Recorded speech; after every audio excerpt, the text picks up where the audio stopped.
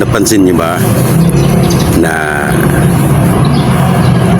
pag mga big content creator, mga sikat na, kahit hindi masyadong quality yung mga content nila, pero ang dami pa rin ng mga views, nanonood, nagla-like, nagko-comment, nagsishare, at nag-send pa ng mga star.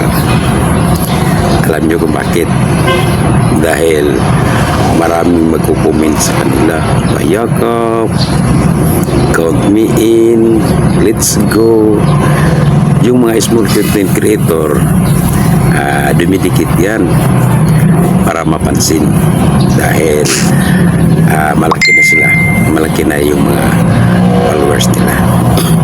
Yun ang reality pag big content creator or successful ka na.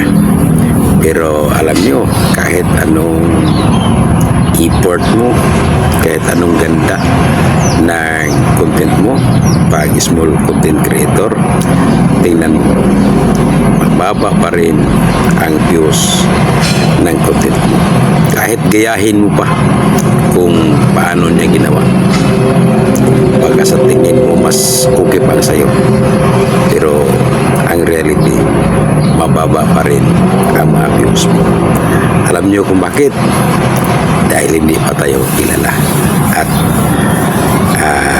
maliit pa ang mga followers.